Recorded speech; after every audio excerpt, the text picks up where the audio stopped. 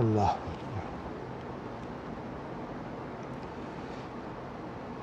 بسم اللہ الرحمن الرحیم.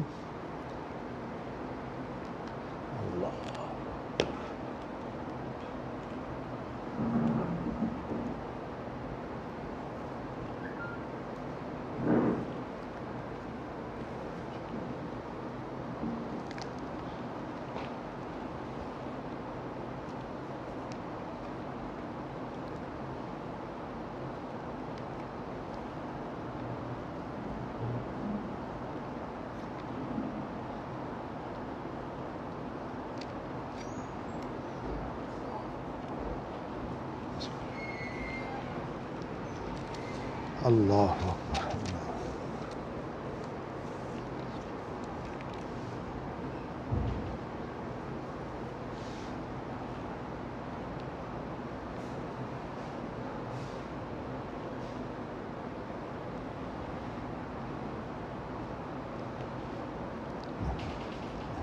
حدثنا ابو نعیم حدثنا ابن عیینۃ عن الزہری وحدثنی محمود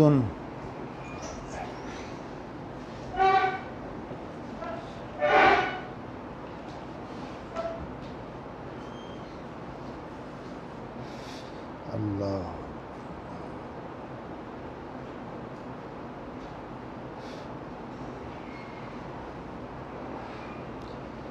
اخبرنا عبد الرزاق اخبرنا معمر عن الزہری عن عروۃ عن اسامۃ بن زید رضی اللہ عنہما قال اشرف النبی صلی اللہ علیہ وسلم علی اطم من آطام المدینۃ فقال هل ترون ما ارى قالوا لا قال فإني لأرى الفتن تقع خلال بیوتکم كوقع القطر.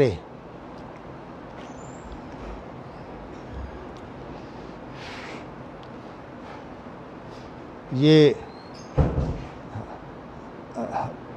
باب جو ہے اس کے اوپر امام بخاری نے نبی اکرم صلی اللہ علیہ وسلم کے ایک فرمان سے باب باندھا ہے، اور وہ فرمان یہ ہے ویل للعرب من شر قد اقترب. یہ عرب کے لیے جو ہے وہ تباہی کی بات کی ہے، اور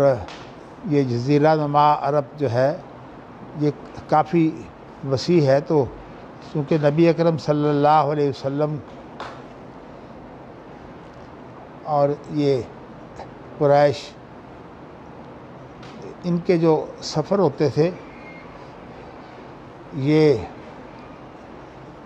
ان علاقوں تک ان کے سفر ہوتے، تو اس لیے آپ نے جو ہے وہ جس تاریخ سے اور جس جغرافیہ سے آپ واقف تھے اس کے مطابق جو ہے وہ آپ نے جو ہے وہ یہ کہ عرب کی تباہی ہے اور اس برائی سے جو قریب آ چکی ہے. تو پہلے ایک وقت یہ رہا کہ نبی اکرم صلی اللہ علیہ وسلم کے بعد خلیفہ ہوتے رہے،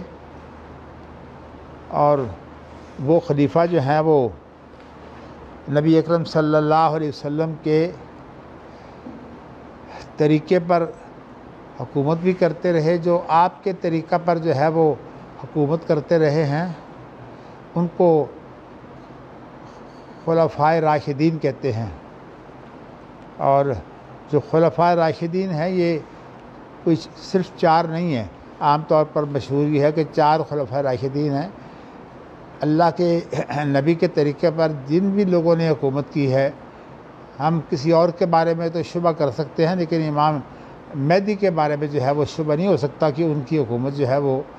اللہ کے اس طریقے پر تھی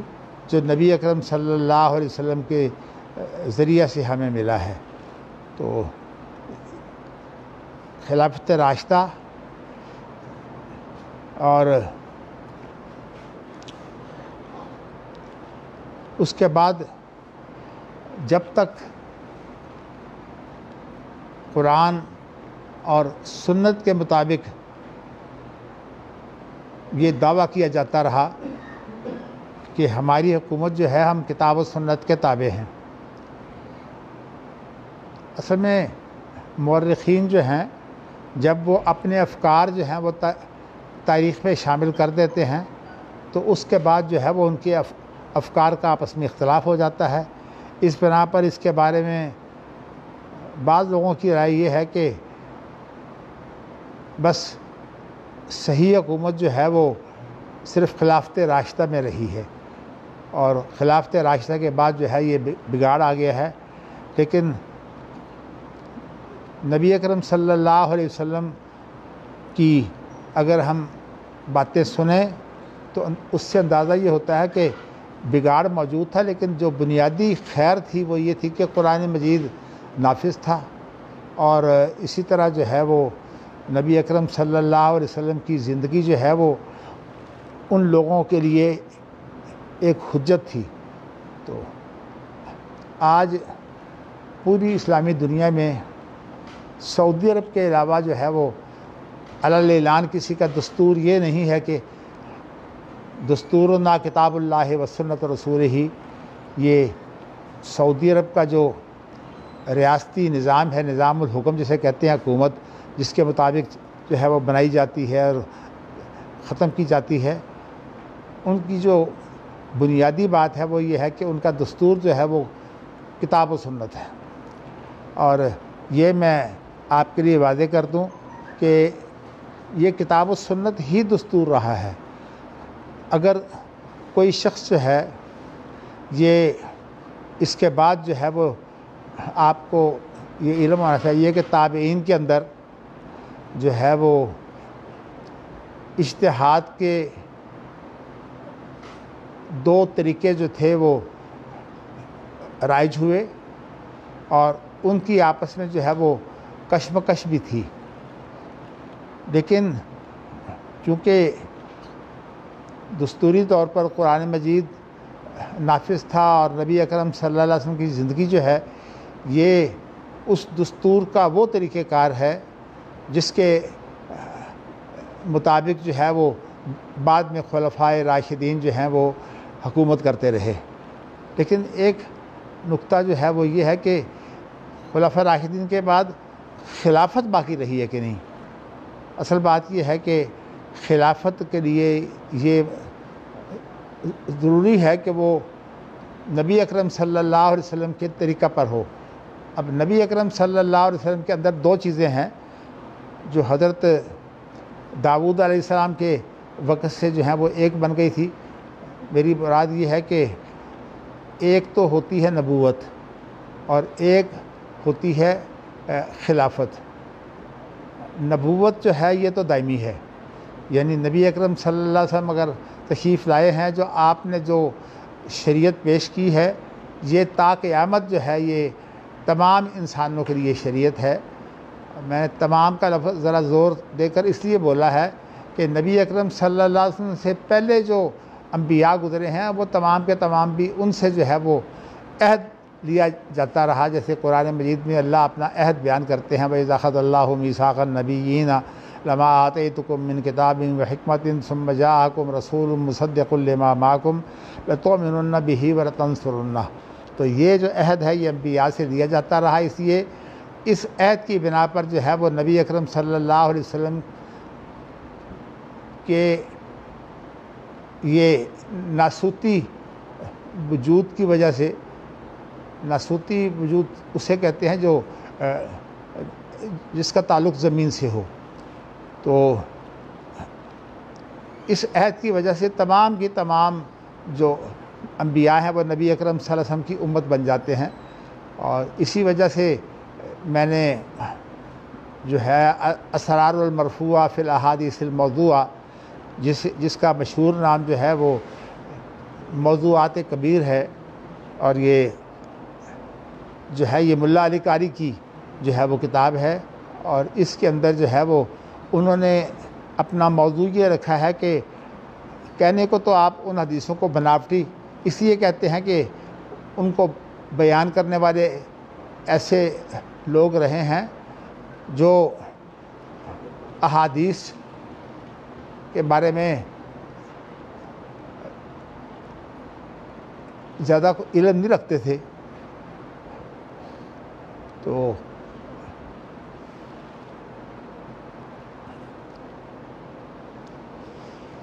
مجھے تھوڑا سا چکر آیا ہے، میں نے اس لیے ذرا رک گیا ہوں۔ اللہ تیرا شکر، جی اللہ تیرا شکر، بسم اللہ۔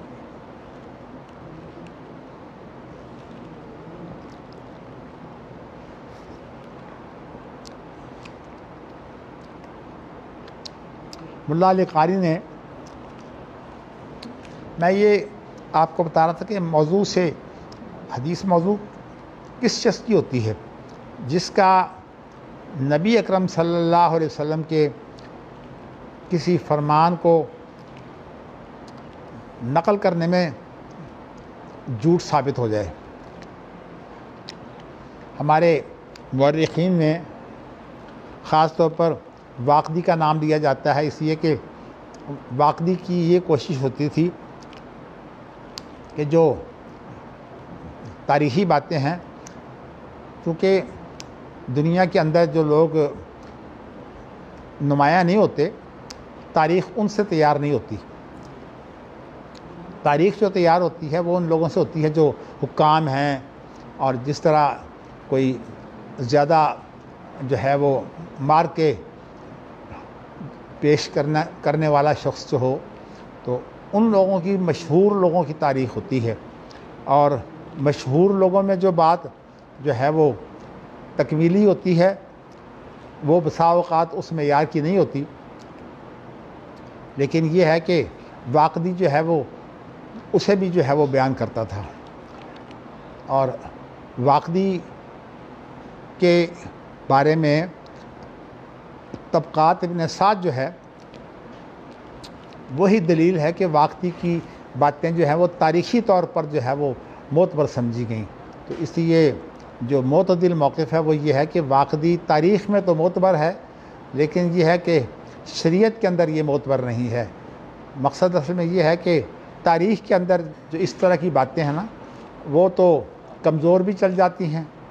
لیکن حدیث کے اندر جو ہے وہ، جیسے آپ امام بخاری کو دیکھ رہے ہیں، کوئی چیز جو ہے وہ حدیث کے اندر جو ہے وہ ایک ایک لفظ کی کس طرح بال جو ہے وہ بال کی کھال اتار کر جو ہے وہ پیش کیا جاتا ہے۔ امام بخاری کا جو ہے وہ میں آپ کو جو بعض دفعہ نشاندہی کرتا ہوں تو وہ اس طرح کی باتیں ہوتی ہیں۔ لیکن میں ایک چیز جو ہے وہ آپ کو یہ بتانا چاہتا ہوں کہ نبوت کے نفاذ کی بنیادی چیز یہ ہے کہ وہاں قرآن نافذ ہو۔ اب جو اللہ کے رسول کی جو سیرت ہے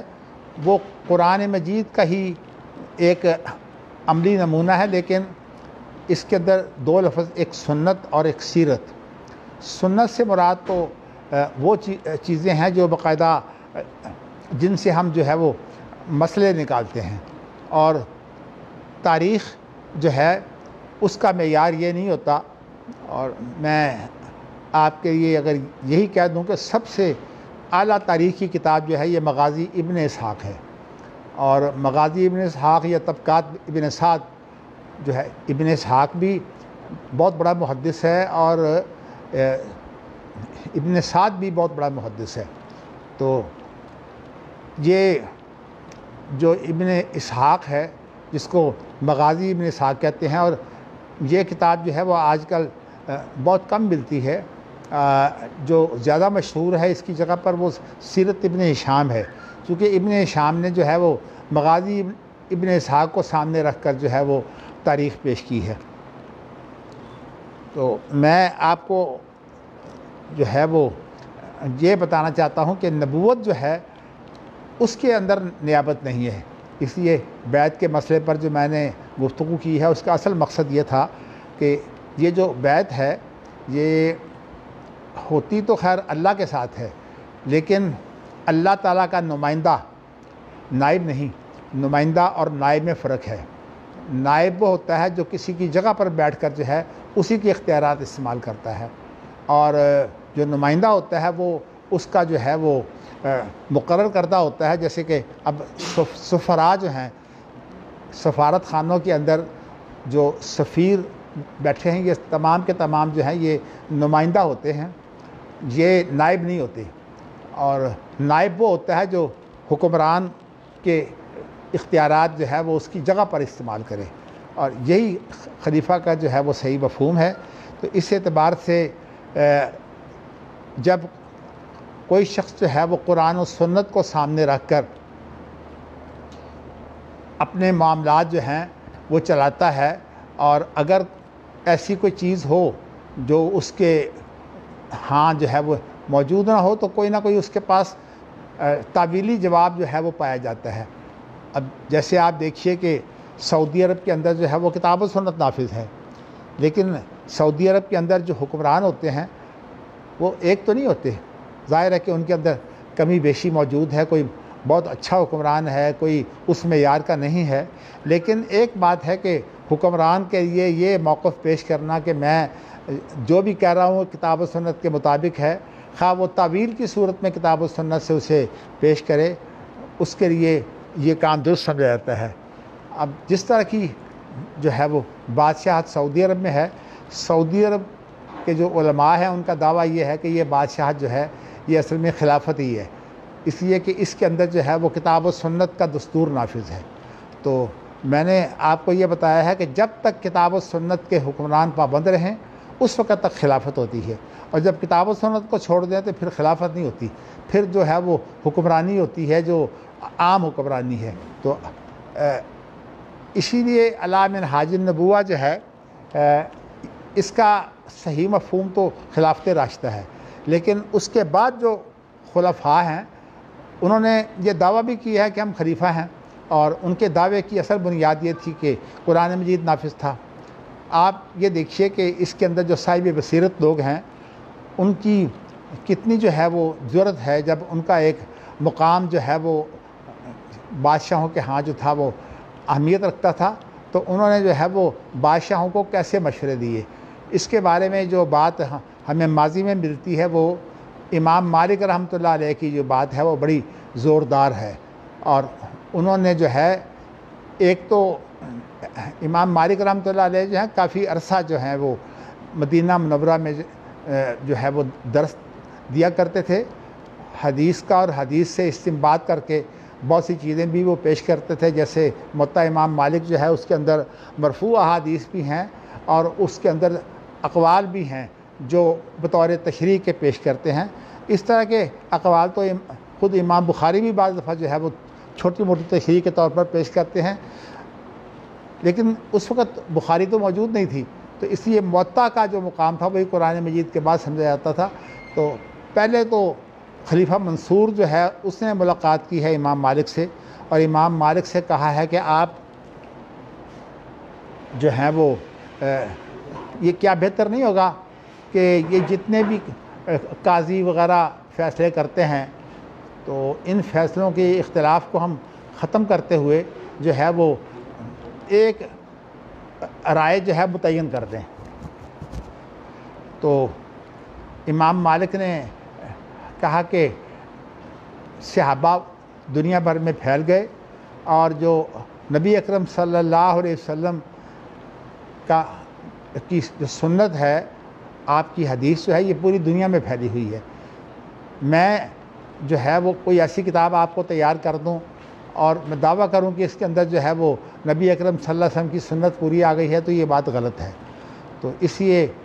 میں اجازت نہیں دیتا کہ کوئی کتاب جو ہے قرآن کے علاوہ جو ہے وہ آپ اس کی جو ہے وہ پیروی کریں۔ تو یہ منصور سے بات کی تھی، اور منصور کے پھر غالباً پڑھ پوتے ہیں ہارون رشید، کیونکہ ہارون رشید نے بھی یہی بات جو ہے امام مالک سے ملاقات کر کے کہی، اور کہا کہ آپ کی کتاب جو موطا ہے اس وقت یہ تیار ہو چکی تھی، آپ کی کتاب جو موطا ہے میرا ذہن یہ ہے کہ میں بیت اللہ کے اندر اسے لٹکا دیتا ہوں، اور جتنے بھی لوگوں کے اختلافات ہیں وہ بیت اللہ میں آئیں تو موطا امام مالک کو دیکھ کر جو ہے وہ اپنے اختلافات دور کر لیا کریں، یعنی موطا امام مالک کے مطابق جو ہے وہ نظام حکومت چلنا چاہیے۔ تو امام مالک نے کہا کہ نہیں، میں جو ہے وہ اپنی کتاب کے بارے میں بھی یہ نہیں کہہ سکتا کہ اس کے اندر نبی اکرم صلی اللہ علیہ وسلم کی پوری باتیں جو ہیں وہ موجود ہیں۔ ویسے میں آپ کو بتاؤں کہ نبی اکرم صلی اللہ علیہ وسلم کی پوری زندگی ایک جگہ پر جو ہے وہ اکٹھی نہ ہونے کی بنا پر بعض لوگوں نے بڑا فائدہ اٹھایا ہے، خاص طور پر غامدی نے۔ تو وہ کہتا ہے کہ جب حدیثیں جو ہیں وہ قرآن کی طرح، قرآن تو مکمل ہے نا، اور جب احادیث جو ہیں وہ قرآن کی طرح تو ان کی ترتیب ہی نہیں ہے۔ اب ظاہر ہے کہ حدیثوں کے اندر جو مسائل بیان کیے جاتے ہیں وہ تو جزوی مسائل ہوتے ہیں، تو جب یہ قرآن کی طرح مرتب نہیں ہے تو یہ مکمل ہو ہی نہیں سکتی کبھی۔ تو اصل بات یہ ہے کہ جو کسی کی مراد ہوتی ہے، کسی کی مراد جو ہے وہ آپ تھوڑی گفتگو سے بھی سمجھ جاتے ہیں، اور جو اس کی آپ پوری گفتگو اگر نہ بھی سنیں تو آپ کو جو ہے وہ اس کی مراد کا پتہ لگ جاتا ہے۔ نبی اکرم صلی اللہ علیہ وسلم کی جو گفتگو ہوتی اور اسی طرح جو آپ زندگی گزارتے اس کے اندر بڑی وسعت تھی، اور نبی اکرم صلی اللہ علیہ وسلم کے بارے میں جو ہے وہ خود آپ نے فرمایا کہ مجھے جو چند ایک امتیازات دیگر انبیاء پر ملے ہیں وہ یہ ہے کہ میری جو گفتگو ہے بڑی جامع ہوتی ہے۔ تو اس لیے میں آپ کو کئی دفعہ یہ بتا بیٹھا ہوں کہ جو حدیث اور سنت ہے وہ جامع ہے، اور جامع اس کو بولتے ہیں کہ بات اس کے اندر پوری آ جائے، لیکن یہ ہے کہ ویسے اگر آپ کہیں تو یہ کہہ سکتے ہیں کہ یہ پوری کسی کی گفتگو نہیں ہے یا اس کی پوری زندگی نہیں ہے۔ تو اصل میں جب یہ دور تدوین آیا ہے تو اس وقت جو ہے وہ اللہ تعالیٰ نے کہ جو جو اختلافات ہوتے ہیں ان کے اندر بھی اللہ کی کچھ حکمتیں ہوتی ہیں۔ تو اصل میں یہ جو اختلاف تھا نا اہل الحدیث کا اور اہل الرائے کا، یہ تابعین کے اندر جو ہے یہ دو اجتہادی جو ہیں وہ ذہن ہیں۔ ایک تو یہ ہے کہ وہی صرف کتاب و سنت ہے، اور جو اجتہاد ہے اس کی اجازت ہے، اور اس کی اجازت اس طرح سے ہے کہ آپ کتاب و سنت کے جب کوئی مسائل آپ کو درپیش ہوتے ہیں تو آپ کتاب و سنت کا مطالعہ کرتے ہیں، تو کتاب و سنت کا مطالعہ کر کے ایک عالم آدمی جس کا مطالعہ بہت وسیع ہو، وہ جو اس میں سے چیزیں نکالتا ہے، یعنی جسے میں نے آپ کو بتایا کہ جو فقہ ہوتی ہے وہ اصل میں ایک ہوتا ہے اجتہاد اور ایک ہوتی ہے فقہ۔ اجتہاد ہوتا ہے کتاب و سنت میں غور و فکر کرنا اور اس میں سے کوئی بات نکالنا۔ تو اس لیے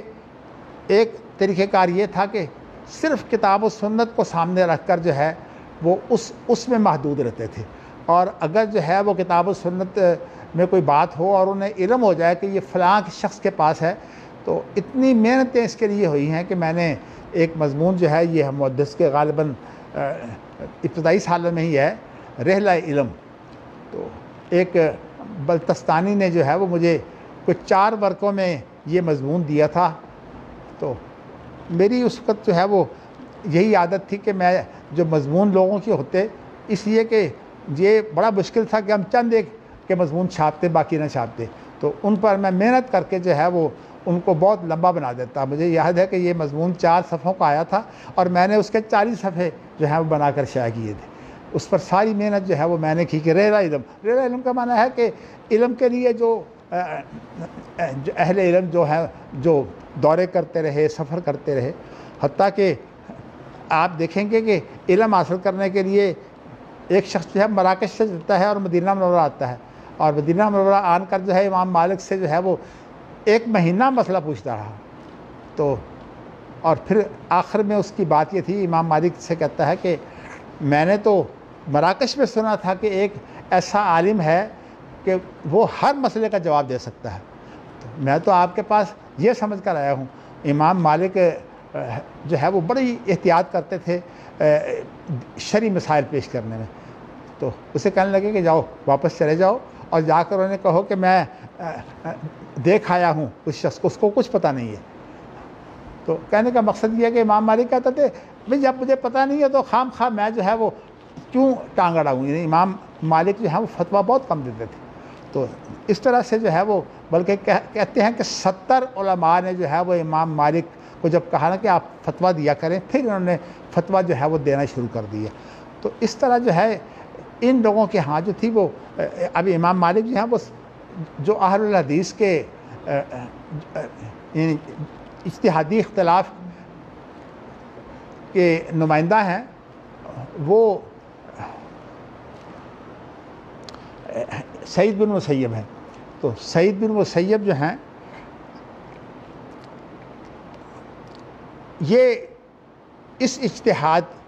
کے حامی تھے کہ اجتہاد جو ہوتا ہے وہ بس کتاب و سنت کے اندر رہ کر جو ہے وہ اجتہاد ہوتا ہے، اس کو کتاب و سنت سے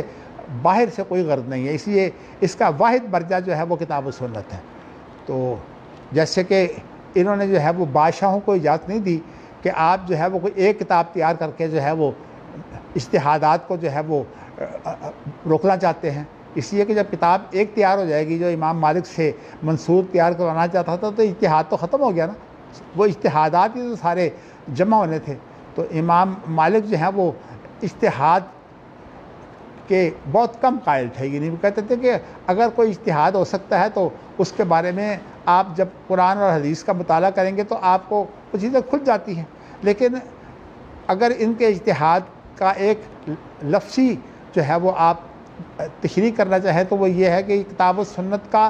اطلاق کرتے تھے، یعنی کتاب و سنت سے باہر تو بالکل ان کے ہاں جانا جو ہے وہ بہت خطرناک تھا، اور یہ سلسلہ جو ہے ان کی کتابوں میں بھی جو ہے وہ موجود ہے۔ آپ دیکھیے کہ یہ جتنی کتابیں لکھی گئی ہیں موطا امام مالک کے بعد کی کتابیں میں بتا رہا ہوں کہ وہ کتابیں ایسی ہیں کہ جو پہلے بڑے بڑے علماء تھے ان کی روایتیں تو ان کتابوں میں موجود ہے، اس لیے کہ وہاں صرف وہ حدیثیں نہیں ہیں جو مرفوع ہیں بلکہ وہاں وہ حدیثیں بھی ہیں جو صحابہ نے کہا یا صحابہ نے جو ہے وہ کیا، جہاں تک صحابہ کے سامنے وہ بات ہوئی اور اس کے اوپر کسی صحابی نے جو ہے وہ انکار نہیں کیا۔ امام بخاری جو ہے وہ عنوان قائم کریں گے، آپ جب وہ حدیث پڑھیں گے کہ نبی اکرم صلی اللہ علیہ وسلم کی خاموشی کے علاوہ کسی کی خاموشی حجت نہیں ہے۔ اس لیے کہ دیکھیے نا، ہم لوگ اب زندگی میں جو ہے وہ جب نئی سے نئی باتیں پیش ہوتی ہیں اور ہم یہ سمجھتے ہیں کہ یہ فتنہ ہے تو اس کے بارے میں ہم خاموشی اختیار کر لیتے ہیں اور ہم کہہ دیتے ہیں کہ جی ہم اس میں نہیں پڑھتے۔ جیسے کہ بار بار جو ہے مجھے یہ سوال پیش کیا گیا کہ جی حضرت حسین کے بارے میں جو ہے وہ کوئی پیش کیجئے۔ میں نے آپ کو یہی کہا ہے کہ حضرت حسین اور نبی اکرم صلی اللہ علیہ وسلم کے بعد جو ہے کوئی شخص ایسا نہیں جسے وحی ہوتی ہو، لیکن اب جن لوگوں کے ہاں جو ہے وہ امام جتنے بھی ہیں ان کو وحی ہوتی ہے، اور حالانکہ ان کا جو 12واں امام ہے اس کو امام مہدی کہا جاتا ہے، اور وہ امام مہدی جو ہے وہ بھی غائب ہے۔ اور یہ جو اثنا عشری جو ہیں جو شیعہ ہیں، ایک تو زیدی شیعہ ہیں، زیدی شیعہ تو جو کتاب و سنت کو جو ہے وہ کافی حد تک مانتے ہیں جس طرح اہل سنت، اور انہی کی کتابوں میں، اس لیے اگر آپ نے زیدی فقہ کا مطالعہ کرنا ہو تو اس کے لیے آپ کو نیل الاوطار اور جو سنانی کی جو کتاب ہے اس نہیں وہ تو ہے اصول حدیث، سنانی کی جو کتاب ہے وہ بلوغ المرام ہے، اور اسی طرح ہاں سنانی کی کتاب تو سبل السلام ہے نا، جو بلوغ المرام وہ تو ابن حجر کی ہے۔ تو اب جو ہے وہ سنانی ہوں یا اس طرح جو ہے شکانی ہوں، ان چونکہ یہ یمن میں ہوئے ہیں دونوں، تو اس بنا پر جو ہے وہ زیادی فقہ ان کے سامنے ہوتی تھی، بلکہ بعض لوگ جو ہیں وہ بات کو بگاڑنے کے لیے یہ بھی کہہ دیتے ہیں کہ شوکانی تو تھے ہی زیدی، سنی تھے ہی نہیں، بالکل حالانکہ غلط بات ہے۔ انہوں نے زیدی فقہ کو جو ہے وہ جا بجا حوالہ اس کا دیا ہے کہ جیسے اور اختلافات ہیں یہ اس طرح جو ہے وہ زیدیوں کا بھی اختلاف ہے، لیکن بنیادی بات اصل میں یہ ہے کہ زیدی اسی قرآن و سنت کو مانتے ہیں جس کو جو ہے وہ اہل سنت مانتے ہیں. اور لیکن جو اثنا عشری شیعہ ہیں وہ جو ہیں وہ ان حدیثوں کو نہیں مانتے. ان کی صحاح اربع جو ہیں وہ اپنی ہیں, تو جس کے اندر کافی, فروع کافی, پھر اس کے بعد من لا یحضرہ الفقیہ, اسی طرح تہذیب, اس 4 کتابیں جو ہیں ان کی ہیں, جو جیسے ہم سیاستہ کہتے ہیں, وہ ان حدیثوں کو پڑھتے ہیں. حدیث کو مانتے ہیں بنیادی طور پر, لیکن حدیثوں کے لیے ان کے اصول جو ہیں وہ الگ ہیں. تو اللہ تعالیٰ جو ہے وہ ہمیں توفیق دے. میں ایک عرصہ سے اس کے لیے کوشاں ہوں کہ ان کے جو اصول ہیں ان کا, اور اسی طرح جو اہل سنت کا تقابل کیا جائے. تو سارے کام تو اب جو ہے وہ میں نہیں کر سکتا, اس لیے میں نے اپنے شاگردوں کے ذریعہ سے جو ہے وہ کوشش کی ہے. آج کل جو ہے وہ عمران حیدر کبھی کبھی آ جاتے ہیں درس میں, وہ اسی موضوع پر جو ہے وہ PhD کر رہے ہیں. چلیے اللہ تعالیٰ انہیں توفیق دے. اس سے جو ہے وہ MPhil کیا تھا پنجاب یونیورسٹی سے. تو میں نے آپ کو یہ اصل میں بتانا ہے کہ جب تک کتاب و سنت کی جو ہے وہ یہ حیثیت رہے کہ یہ وحی ہے, اس وقت تک جو ہے وہ خلیفہ ہی ہوگا. اور یہ جو کتاب و سنت کا نفاذ اس طرح سے جو رہا ہے نا, اگر آپ دیکھیں تو خلافت عثمانیہ تک یہ بات رہی ہے. ہاں, خلافت عثمانیہ نے جو ہے وہ ایک بدعت کا سلسلہ شروع کیا تھا. فرانس کے دستور کو دیکھ کر انہوں نے پھر ایک سول جو ہے وہ لا بنایا, اور اس سول لا کے اوپر جو ہے وہ بڑے علماء کی محنت ہے, جس کا نام ہے مجلۃ الاحکام العدلیہ. اب یہ کتاب جو ہے یہ عربی میں بھی ہے, فارسی میں بھی ہے, اور اردو میں بھی ہے, اور غالباً انگریزی میں بھی ہے. تو یہ کتاب جو ہے انگریزی میں نہیں تو فرانسیسی میں, اس لیے کہ فرانس کا جو نپولین ہے, جو بہت جنگجو حاکم ہوا ہے, تو اصل میں اس نے جو ہے فرانس کا دستور بنایا تھا.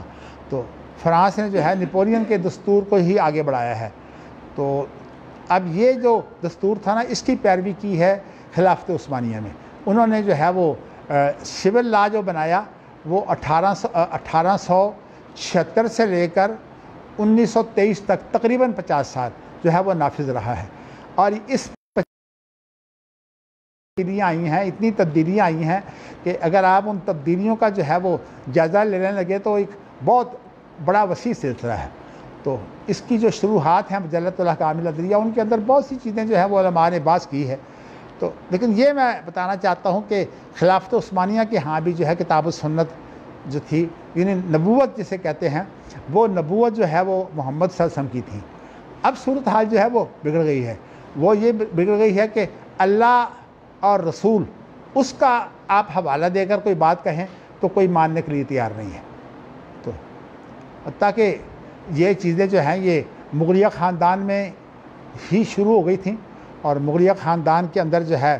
جو مجدد الف ثانی نے جو ہے ان کے خلاف جو جہاد کیا ہے,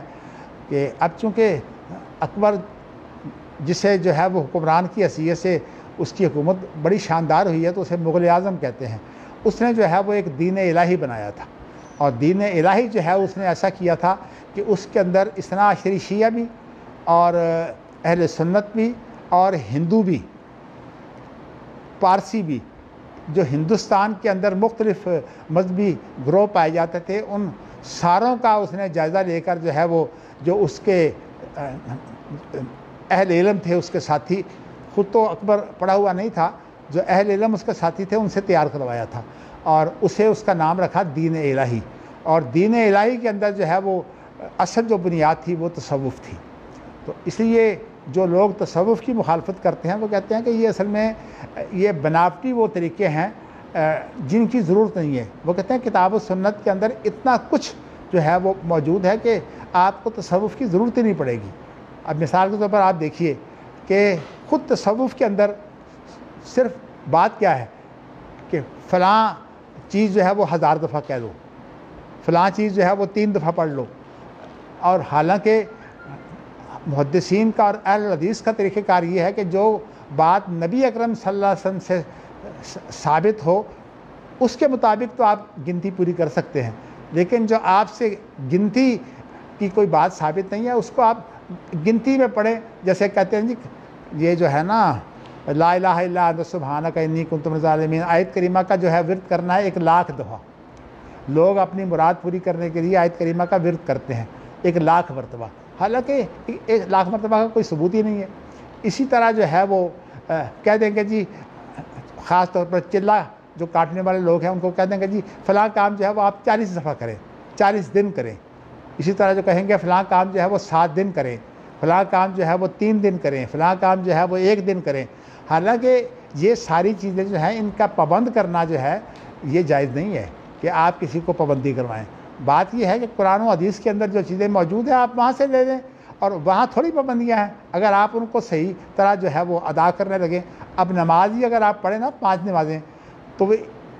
5 نمازیں جو ہیں وہ اگر صحیح طرح ادا کی جائیں تو حقیقت یہ ہے کہ یہ 5 نمازیں ادا کرنی بڑی مشکل ہے۔ اور جب نبی اکرم صلی اللہ علیہ وسلم کو یہ 5 نمازیں ملی ہیں تو آپ نے موسیٰ علیہ السلام سے کہا تھا کہ میرا دل یہ ہے کہ یہ میں 5 تو میں نے کروا لی ہیں 50 سے، لیکن اب میرا دل یہ ہے کہ میں 5 سے بھی اللہ کے پاس جا کر جو ہے وہ کم کراؤں۔ تو موسیٰ علیہ السلام نے کہا تھا کہ نہ، اب نہ تم جاؤ، اب اتنی بات جو ہے وہ کافی ہے، بہت چکر ہو گئے ہیں آپ کے۔ تو اللہ کے رسول صلی اللہ علیہ وسلم کہتے ہیں کہ میں نے بھی جو ہے وہ یہی کہا کہ مجھے اب شرم آ رہی ہے کہ میں اللہ سے جا کر بار بار جو ہے وہ تبدیلی کروا رہا ہوں، تو اس لیے 5 تو رہ گئی ہیں، لیکن اب بات وہی ہے کہ 5 نمازیں بھی پڑھنے والے کتنے ہیں۔ انہوں نے کہا تھا میری امت نے کوئی کام پورا نہیں کیا، اور یہ ہے کہ تیری امت بھی جو 5 نمازیں نہیں پڑھے گی۔ اب دیکھیے نماز پڑھنے والے کتنے لوگ ہیں، اور نماز جو ہم پڑھتے ہیں انا للہ و انا راجعون، وہ نماز جو ہے یہ ہمارے منہ پر ماری گئی نماز ہوتی ہے، وہ نماز ہوتی نہیں۔ آپ یہ دیکھیے کہ کھڑے ہوئے اور کھڑے ہونے کے ساتھ کچھ نہیں پڑھا، اور اگر پڑھا ہے تو ایک آدھی آیت جو ہے وہ پڑھ لی ہے۔ اس لیے کہ یہ جو ہمارے ہاں فقہ رائج ہے اس کے اندر جو ہے وہ قرآن مجید کا آپ ایک چھوٹی سی چھوٹی آیت جو ہے اس کو اگر فارسی میں بھی پڑھ لیں تو آپ کی نماز ہو جاتی ہے۔ تو اس لیے بہت چھوٹا سا لفظ یہ ہے مدہامتان، اور مدہامتان کا ترجمہ یہ ہوتا ہے کہ غیر سبز۔ یہ غیر سبز جو ہوتے ہیں وہ سیاہ معلوم ہوتے ہیں نا، تو اس لیے مدہامتان، اگر آپ جو ہے وہ نماز کھڑی کر کے جو ہے وہ مدہامتان پڑھ لیں تو مدہامتان پڑھنے کے بعد آپ جو ہے پوری نماز میں نہ جو ہے رکوع صحیح کریں اور نہ آپ جو ہے وہ کھڑے صحیح ہوں، نہ جو ہے وہ سجدہ صحیح ہو۔ بلکہ 2 دن پہلے ایک شخص جو ہے وہ مغرب کی نماز پڑھ رہا تھا، تو میں نے دیکھا کہ وہ جب نیچے جھکتا تھا تو رکوع کرنے کی بجائے وہ آدھا سجدہ کر لیتا تھا، اور اس کے ساتھ ہی جو ہے وہ سجدے کے بعد جو ہے وہ کھڑا نہیں ہوتا تھا اور وہیں جو ہے وہ سجدہ کر لیتا تھا۔ تو میں نے دیکھا کہ ہماری مغرب کی نماز کے اندر وہ شریک ہے۔ میں نے کیا اسے کہنا تھا، بڑے ویسے شاندار کپڑے پہنے ہوئے تھے، مطلب کہیں کوئی مہمان آیا ہوگا۔ تو اس طرح سے جو ہے وہ نمازیں ہماری ہوتی ہیں۔ بلکہ مجھے یاد ہے کہ ہماری جو ہیں، ویسے یہ معلومات کے اضافے کے پیچھے آپ کو کہتا ہوں کہ یہ جو درس ہے نا بڑے میاں کا درس، یہ رشتے میں میرے خالو ہے، نذیر ان کا نام تھا، اور اس وقت تو میں چھوٹا تھا جب نذیر صاحب جو حیات تھے، یہ اس کے جو ہیں مجاور ہیں، اور وہی گویا کہ پیر ہیں نذیر صاحب۔ تو یہ نذیر صاحب چونکہ ہمارے خالو تھے اور والد صاحب کے ساتھ کبھی بیٹھک ہوتی تو بڑی گفتگو کرتے ہوئے گھبراتے تھے، کیونکہ انہیں خطرہ تھا کہ والد صاحب جو ہے وہ انہیں غلطی نکال کر کہیں گے کہ آپ کی یہ بات غلط ہے۔ بڑے میاں کے درس یہ بغوان پورے کے قریب جو ہے، اگر آپ جائیں شاؤ کی گڑی اور بغوان پورے کے درمیان میں کہیں آتا ہے میرا خیال۔ جی یہ مغل پور سے شالمار باغ کو جو سڑک جاتی ہے اس کے اوپر میرا خیال آتا ہے۔ نہیں وہاں نہیں ہے، یہ دیکھو نا، نہیں آپ کو میں بتاؤں کہ وہ بغوان پورہ ہے، وہ بغوان پورہ ہے، اور یہ بغوان پورے سے پہلے ہے۔ مجھے پتا ہے کہ بغوان پورے سے اگر یونیورسٹی کی طرف آئے نا، انجینئرنگ یونیورسٹی کی طرف، تو وہاں جو ہے انجینئرنگ یونیورسٹی کے سامنے پڑتا ہے یہ بڑے میاں کا درس، کیونکہ میں بہت گیا میں تھے۔ اور نہیں جی بڑے میاں کا درس ہے، میں نے پتا زمینہ تھا تسی اور کی کہتے ہو۔ وہاں ابھی تک میری خالہ زاد بہن جو ہے وہ حیات ہے، اور یہاں جو ہے وہ ہماری تمام سوگ کے موقع پر، شادیوں کے موقع پر وہ آتی ہے، اور وہ جو ہے وہ خود پیر ہے. مطلب یہ ہے کہ نذیر صاحب کے بیٹے جو تھے وہ اشرف ان کا نام تھا, اور اشرف جو ہیں وہ نذیر صاحب کے بیٹے ہیں. اور یہ جو میری خالہ زاد بہن ہے, یہ ہماری ایک خالہ تھی امت الوحید, یہ اس کی بیٹی ہے, اور ایک ہی بیٹی ہے ان کی, اور ان کی شادی جو ہے وہ اشرف سے ہوئی تھی. اشرف چونکہ بہت مزاحیہ تھے, تو اس لیے جس مجلس میں بیٹھتے تھے کوئی نہ کوئی مذاق جو ہے وہ شروع کر دیتے تھے. تو تھے ویسے پیر, لیکن یہ ہے کہ جب یہ اوقاف کی طرف سے جو ہے دینی مدرسوں کو تعاون ملنے لگا, تو ہمارے مدرسے کو جو ہے وہ انہوں نے اس میں شامل کر لیا. تو میں نے خیال کیا کہ دیکھو ان کو خیال ہے کہ بھئی رشتہ داری کا بڑا خیال کرتی ہے, بلکہ ہمارے جو ہے وہ فوتیدگی ہو گئی کچھ عرصہ پہلے, تو وہی جو خالہ زاد بہن ہے, تو شمیم ان کا نام ہے, ہم چھمی چھمی کر کے کہتے ہیں. تو وہ جب میں بیٹھا ہوا تھا میت کے پاس, تو کچھ دعا کر رہا تھا, کچھ باتیں کر رہا تھا, تو اس نے مجھے جو ہے بلایا. تو میں نے کہا کیا بات ہے آپ, باجی ہم کہتے ہیں, باجی آپ کیا بات ہے؟ کہتے ہیں نہیں میں نے صرف یہ بتانا تھا کہ میں بھی موجود ہوں. تو ویسے مجھے بیچاری بہت دفعہ انہوں نے کہا کہ میری خوابیں ہیں, کچھ ان کی تعبیر کر دیں. اصل میں اشرف صاحب تو عالم دین نہیں تھے, لیکن وہ پیر ہونے کی وجہ سے جو ہے وہ اوقاف میں ان کی بڑی حیثیت تھی. اور اس کے بعد ان کا غالباً بھائی ہے معظم, مجھے اب یاد نہیں کہ بھائی زندہ ہے کہ نہیں, لیکن اگر نہیں ہوگے تو ان کی اولاد میں سے ہی, چونکہ اشرف صاحب کی تو کوئی نرینہ اولاد نہیں تھی, تو اس لیے معظم کی اولاد میں سے ہوں گے. تو معظم جو ہے وہ اشرف صاحب کا بھائی ہے, لیکن دوسری بیوی سے.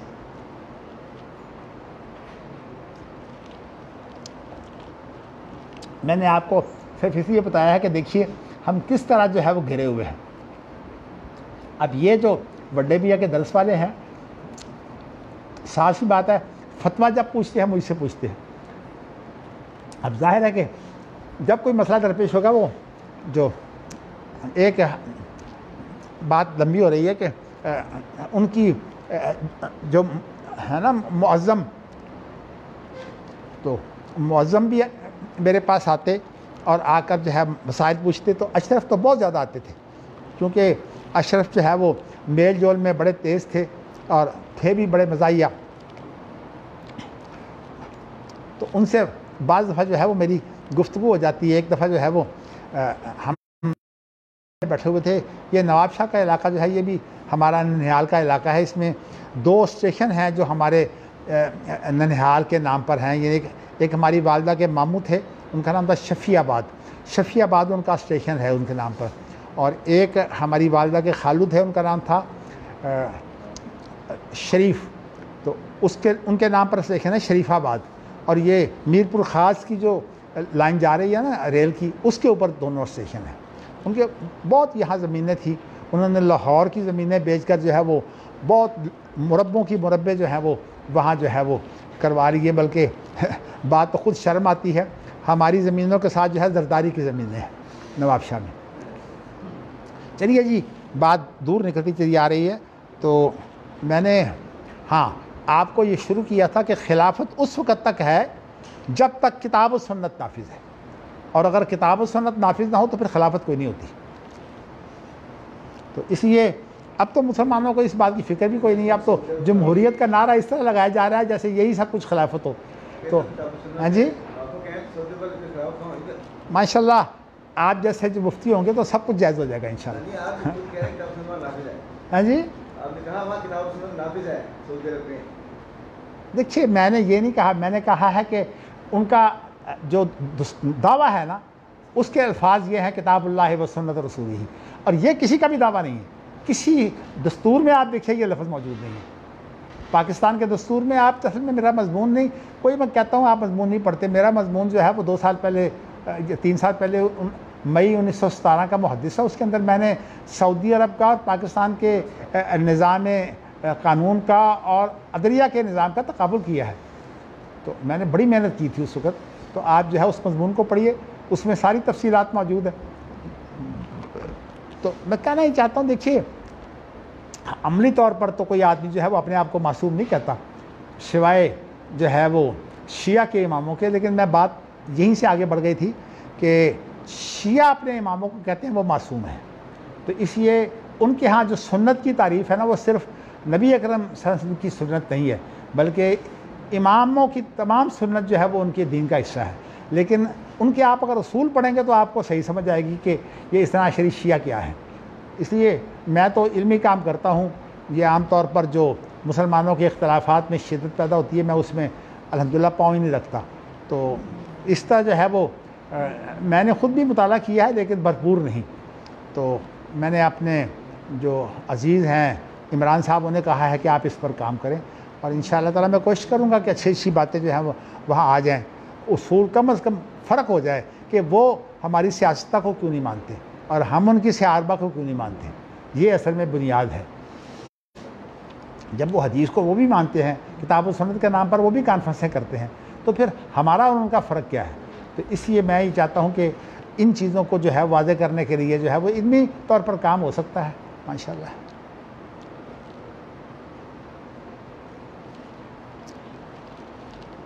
تو ویسے تو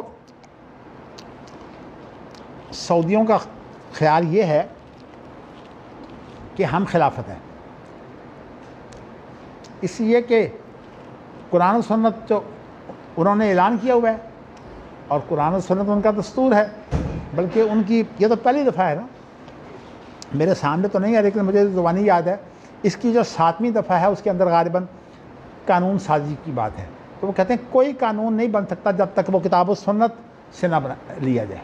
یعنی ان کے نزدیک اجتہاد جو ہے وہ کتاب و سنت کے اندر اندر ہے، اجتہاد باہر نہیں ہے۔ تو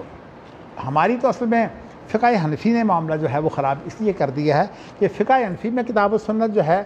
اس کی ضرورت نہیں ہے۔ ان کے ہاں تو اصل میں فقہ تیار ہے، اور جو تیار فقہ ہے وہ صرف ایک دور کی نہیں، یعنی ان 1300 سال کے اندر جتنے بھی فقہا کی رائے ہیں نا وہ تمام کی تمام ان کی فقہ ہے، حتیٰ کہ خلافت عثمانیہ اس کو کہتے ہیں، جو کتاب لکھی گئی ہے خاص طور پر اصول فقہ پر در مختار، نہیں فقہ کی کتاب ہے در مختار اور رد مختار،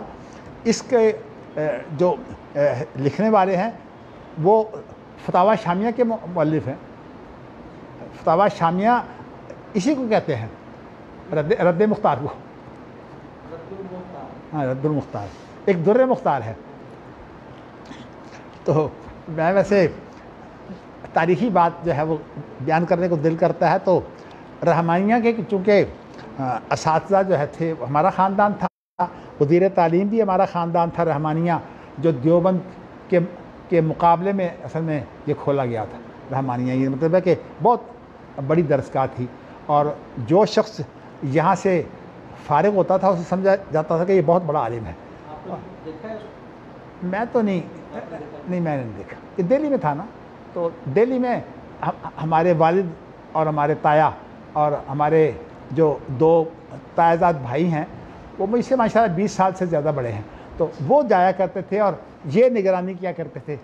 ہمارے جو تایازاد بھائی ہیں۔ تو مولانا عبدالغفار حسن جو ہے وہ اس کے بارے میں بہت بیان کرتے ہیں، چونکہ وہ رحمانیہ کے فارغ تھے۔ مولانا عبدو صاحب بھی رحمانیہ کے فارغ تھے۔ اب رحمانیہ کا امتحان کیسے ہوتا تھا میں آپ کو اس کی ایک مثال دیتا ہوں۔ رحمانیہ میں یہ در مختار سے جو ہے وہ سوال آیا ہے کہ در مختار کے اندر جو ہے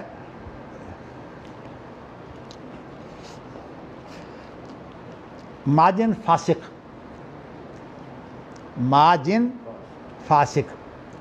اس سے کیا مراد ہے؟ یعنی یہ ایک سوال ہے جو میں نے دیکھا ان سوالوں میں، تو یعنی یہ پوچھا گیا ہے کہ در مختار میں جو ماجن فاسق کا ذکر آیا ہے وہ کیا ہے؟ چونکہ جس نے در مختار نہ پڑھی ہو اس سوال کا وہ جواب ہی نہیں دے سکتا، اور چونکہ یہ امتحان ہوتا تھا کھلا، بلکہ میں بعض دفعہ جو ہے وہ جب مجھے صحیح طرح نہ بیٹھا جائے تو میں بعض دفعہ ایسا کرتا ہوں کہ یہ ہاتھ رکھ کر نا تو میں تھوڑا سا ٹیڑھا ہو کر جو ہے وہ اس طرح جو ہے وہ بیٹھ جاتا ہوں نماز کے اندر۔ تو اصل میں میرے سامنے رحمانیہ کا ایک سوال ہے، سوال یہ تھا کہ یہ اقعاء جو ہے اقعاء جو ہے ایک تو کتے کا اقعاء ہوتا ہے وہ تو حرام ہے، اور ایک اقعاء جو ہے وہ سنت ہے۔ سوال یہ آیا تھا کہ کون سا اقعاء جو ہے وہ سنت ہے اور کون سا اقعاء جو ہے یہ ممنوع ہے، حرام ہے۔ اب بتائیے کہ اس طرح کے سوالات جو ہیں اب ماشاءاللہ یہاں آپ کتنے بڑے بڑے علماء بیٹھے ہیں ماشاءاللہ، دیکھیے قاری صاحب جیسے لوگ بھی موجود ہیں. تو کہنے کا مقصد اصل میں یہ ہے کہ اب ایسے سوالوں کا جواب کون دے گا؟ اب آپ بتائیے. اور امتحان میں جو کامیاب ہوتا تھا وہ بہت ہی کم لوگ تھے. تو اسی لیے حافظ عبداللہ محدث روپڑی سے بڑی قدورت ہے ہندوستانی علماء کو. اور چونکہ میں مدینہ منورہ میں رہا ہوں اور وہاں میری دوستی ان سے بہت تھی، تو ہندوستانی علماء سے، تو وہ خاص طور پر جو ہے میرے بارے میں بڑی احتیاط کرتے. ایک دفعہ ایسا واقعہ ہوا کہ طائف کے اندر عبد المالک مجاہد نے جو ہے وہ علماء کا ایک اجلاس بلا لیا، اور وہ اجلاس اس غرض سے بلایا گیا تھا کہ وہاں جو حنفی تھے نا، انہوں نے جو ہے وہ اہل حدیثوں کے خلاف جس شخص کو استعمال کیا وہ مولانا ثناء اللہ امرتسری کی باتیں تھیں. چونکہ وہ عقیدہ میں جو تھے وہ سلف کے مطابق ان کی کتابیں نہیں ہیں، اگرچہ کہا یہی جاتا ہے کہ انہوں نے توبہ کر لی تھی، لیکن اس کے اوپر لین دین ہے. اور وہ توبہ وغیرہ کا ذکر جو ہے وہ صفی الرحمان صاحب نے جو ان کی تفسیر ہے الفرقان القرآن، ہاں جی ہاں چلیے جی، تفسیر القرآن بکلام الرحمن جو تفسیر ہے، اس کے مقدمے میں انہوں نے جو ہے وہ ان کی صفائی دینے کی کوشش کی ہے، اور مولانا صفی الرحمان نے بھی. لیکن زیادہ جو ہمارے ساتھی تھے نا جو بہت زیادہ باتیں بھی کرتے تھے، ان کا نام تھا عبد الرحمن عبدالجبار فریوائی. ان کی بھی کتابیں ہیں. جی ہاں. تو ویسے ہی اللہ کا شکر ہے کہ میرے ساری عزت کرتے تھے. تو ایک دفعہ جب یہ 100 سال پورے ہوئے ہیں نا، تو انہوں نے کتاب لکھی، اور اس کتاب کے اندر جو ہے وہ حافظ عبداللہ صاحب کا ذکر جو ہے وہ ٹھیک نہیں کیا تھا. ظاہر ہے کہ ان کے خلاف کوئی بات لکھی ہوگی، میں نے دیکھی نہیں. وہ کتاب انہوں نے مجھے دکھائی 3 جلدیں کہ میں نے یہ کتاب لکھی ہے اہل حدیثوں کا جو ہے وہ سعودی عرب سے تعلق، اس پر میں نے یہ کتاب لکھی ہے. تو میں نے پھر کہا مجھے ایک نسخہ دے دیں. تو پہلے دینے لگے، پھر فوراً خیال آیا، کہنے لگے میرے پاس کوئی نسخہ نہیں اس کا. میں سمجھ گیا کہ اصل بات یہ ہے کہ اس کے اندر انہوں نے حافظ عبداللہ صاحب روپڑی کے بارے میں کوئی بات لکھی ہے، اس لیے یہ مجھے نسخہ نہیں دے رہے. اور آج تک وہ مجھے نسخہ نہیں مل سکا. میرے خیال میں کم از کم 15 سال تو ہو گئے ہوں گے اس بات کو، مجھے اس کا نسخہ نہیں مل سکا. تو اس لیے طائف کے اندر جو ہے وہ عبد المالک مجاہد صاحب نے سب لوگوں کو بلایا. تو ان دنوں جو حنفی تھے نا، انہوں نے یہ بڑی بات اڑائی ہوئی تھی کہ مولانا ثناء اللہ امرتسری جو ہیں یہ سلفی نہیں ہیں، کیونکہ سعودی عرب میں سلفیت کا نعرہ جو ہے یہ بڑا مضبوط ہے. تو اس لیے انہوں نے مولانا ثناء اللہ امرتسری کو پیش کر کے جو ہے وہ اہل حدیثوں کا بڑا رد کیا. اب اہل حدیث یہ انکار کریں کہ ہم مولانا ثناء اللہ کو نہیں مانتے، تو وہ تو پھر اہل حدیث ہی نہیں رہتے. اس لیے کہ مولانا ثناء اللہ تو اہل حدیث کو بنانے والے ہیں. تو اس لیے کہتے ہیں 2 شخصوں نے اہل حدیث بنایا ہے،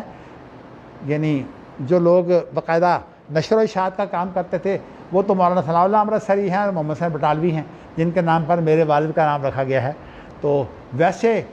اگر آپ علماء کی بات کہیں تو علماء جو ہیں جنہوں نے باقاعدہ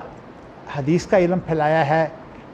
اس کے اندر ایک تو سید نذیر حسین دہلوی ہیں جنہیں شیخ الکل فی الکل کہا جاتا ہے، اور ایک نواب صدیق حسن خان ہیں. ان دونوں کو نواب صدیق حسن خان نے تو کتابیں چھاپی ہیں اور سید نذیر حسین نے پڑھایا ہے. تو میں آپ کو یہ بتا چکا ہوں کہ ان کی وفات جو ہے وہ 119 سال کی عمر میں ہوئی ہے. تو اس لیے کہ 1842 کے اندر جو ہے وہ ان کی 60 سال کی عمر تھی جب وہ شاہ محمد اسحاق جو شاہ ولی اللہ کے بیٹے عبدالعزیز کے نواسے ہیں ان کی سیٹ پر بیٹھے ہیں. تو اس وقت جو مدارس تھے وہ سیٹ کے طور پر ہوتے تھے، جیسے دیوبند کھلا ہے تو مولانا قاسم نانوتوی کی سیٹ. تو آہستہ آہستہ یہ بعد میں پھر مدارس کے نصاب بھی بننے شروع ہو گئے. پہلے نصاب اصول کوئی نہیں ہوتا تھا. تو ہمیں یاد ہے کہ گجرانوالہ میں جو ہے وہ نصاب کبھی ایسے بنایا ہی نہیں گیا، جو کتاب جو چاہے وہ پڑھ لے. تو اس طرح کی باتیں جو ہیں وہ بات میں آپ سے یہ بیان کرنا چاہتا ہوں کہ اہل الحدیث کا موقف یہ ہے کہ کتاب و سنت کے اندر رہ کر جو ہے آپ کوئی بات کریں. ہاں آپ بات کریں، علمی بات کریں، لیکن یہ ہے کہ اس کے طریقے ہیں. اس کے طریقے یہ ہیں کہ اجتہاد کے وہ تمام کے تمام اصول جو ہیں وہ کتاب و سنت کے اندر رکھتے ہیں. اور اسی لیے امام شافعی نے جو ہے وہ جو کتاب لکھی ہے اس کے اندر ان کا بڑا موقف یہ ہے کہ کتاب و سنت کو بنیاد بنا کر جو ہے اس سے اصول نکالے جائیں، یعنی اصول جو ہیں وہ کتاب و سنت سے مستنبط ہونے چاہیے۔ تو اس لیے کہا یہ جاتا ہے کہ اہل حدیث چونکہ کتاب و سنت تک محدود رہتے ہیں، اس لیے، لیکن اب تو صورتحال بڑی بدل گئی ہے، اس لیے کہ حنفیہ، میں احناف کا لفظ اس لیے نہیں بولتا کہ احناف کا لفظ غلط ہے لغت کے اعتبار سے، تو حنفیہ جو ہیں یہ چونکہ کتاب و سنت سے فقہ انہوں نے کتاب و سنت سے نہیں دی، بلکہ ان کی فقہ جو ہے وہ جیسے ہمارے آج کل مقلد لوگ ہیں نا، تقلید کرتے ہیں، تو فقہ وہ نہیں دیکھتے کتاب و سنت میں کیا ہے کیا نہیں، بلکہ جو مجدد الثانی ہے، اتنی بڑی شخصیت، ان کی ایک کلام میں نے پڑھی ہے، انگلی اٹھانے کی جو بات ہے، اچھا ہاں مجھے یاد آ گیا، کل میں نے آپ سے یہ کہا تھا کہ یہ 53 کی گرہ ہے، یہ 53 کی گرہ نہیں ہے، 53 کی گرہ یہ ہے، یہ دیکھیں نا، یہ ہے اصل میں 53، یہ تو میں اصل میں 53 کی گرائی کے تینوں انگلیاں بند کر لیں اور یہ انگوٹھا الگ رکھیں، جب آپ الگ رکھیں گے یہ 50 51 52 53 یہ اس طرح کر لیں، یہ ہے اصل میں 53 کی گرہ، اور اس میں یوں آپ ذرا ہلائیں، مشکل ہوتا ہے نا، اس لیے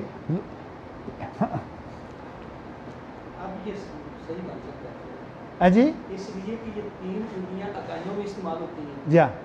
یہ 2 انگلیاں دہائیوں میں استعمال ہوتی ہیں، جی ہاں، تو اس لیے یہ کہنا یہ تو بن ہی نہیں سکتا نا، جی ہاں، اس لیے کہ یہ تو ہیں ہی اکائیوں کے لیے، جی ہاں۔ چلیے دونوں کو ملایا جا میں نے آپ کو تصحیح کر دی ہے، اب اسی یاد رکھیے گا۔ اچھا جی، میں نے ہاں جی نہیں 90 تو میں نے بتایا تھا وہ یہ تھا، یہ ہے 90، یہ 90 ہے، اور اس کے اوپر انگوٹھا بھی آپ یوں لگا لیں تو یہ 90 ہے۔ اب اگر آپ 93 کرنا چاہیں تو 1 2 3 یہ 93 ہے، تو اصل میں یہ انگلیاں جو ہے نا یہ اکائیوں میں چلتی ہیں، اکائیوں میں چلتی ہیں، اور یہ جو ہے یہ دہائیوں میں چلتی ہیں، اور سینکڑوں میں چلتی ہے دوسرا ہاتھ۔ اللہ اکبر اللہ۔ چلیے جی، میں نے آپ کو جو ہے کئی دفعہ یہ بیان کر چکا ہوں، لیکن میں نے آپ کو بتایا ہے کہ ان کی جو اصول فقہ ہے وہ انہوں نے فقہ کو سامنے رکھ کر تیار کی ہے، اور ان کا جو مقصد ہے وہ یہ ہے کہ اپنی تمام فقہ کو جو ہے وہ قرآن و حدیث سے ثابت کرے۔ اب ظاہر ہے کہ 1300 سالہ جو فقہ ہے ان کی وہ تو فقہ ہے، اس لیے وہ جب فتویٰ دیتے ہیں تو ان کو ضرورت نہیں ہوتی کتاب و سنت کی، فتوے کی کتابیں جو ہیں انہوں نے رکھی ہوئی ہیں، فتویٰ نکالا، اور اب آپ بتائیے خلافت عثمانیہ کیسی خلافت تھی؟ صرف نام کی، اس لیے کہ کہنے کو تو قرآن حدیث تھا، لیکن وہاں ان کا اپنا بنا بنایا دستور بھی جو ہے وہ موجود تھا کتاب و سنت کے بالمقابل میں، سب اللہ جو تھا ان کا جلت اللہ کا عامل بھی موجود تھا۔ تو اس طرح کے وہ مطلب ایسے لوگ تھے، اور کسی کے زمانہ میں فقہ نافذ نہیں ہوئی۔ اورنگزیب کے بارے میں کہا جاتا ہے لیکن اس نے جو ہے فقہ کی کتاب نہیں لکھی، اورنگزیب نے جو ہے وہ فتوے کی کتاب لکھی تھی۔ فتویٰ اور فقہ میں فرق ہے، اس لیے اس کو کہتے ہیں فتاوی عالمگیری، فتاوی ہندیہ، اس کو فقہ کی کتاب ہی نہیں کہتے، اس لیے کہ جو فتاوی ہوتا ہے نا اس کا اور فقہ کا کیا فرق ہے۔ فتاوی کے اندر اصل میں 3 چیزیں ہوتی ہیں۔ فتاوی کے اندر ایک چیز تو ہوتی ہے کہ سوال بڑی اہمیت رکھتا ہے، کہ سوال آپ پیش کریں تو پھر جواب دیں، اس کے اندر جو واقعاتی صورتحال ہوتی ہے نا وہ فتوے کے لیے اہمیت رکھتی ہے۔ تو اسی لیے ہمارے حافظ عبداللہ محدث روپڑی جو فتویٰ بھی لکھتے اس پہ لکھتے بعون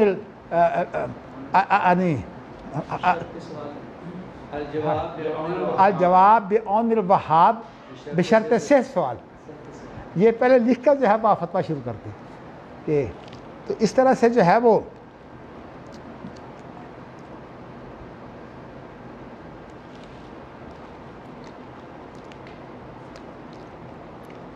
لیکن انہوں نے جو ہے وہ فقہ اپنا فتوے کو اور فقہ میں جو رائے جس کو ہم رائے کہتے ہیں وہ یہ تھی کہ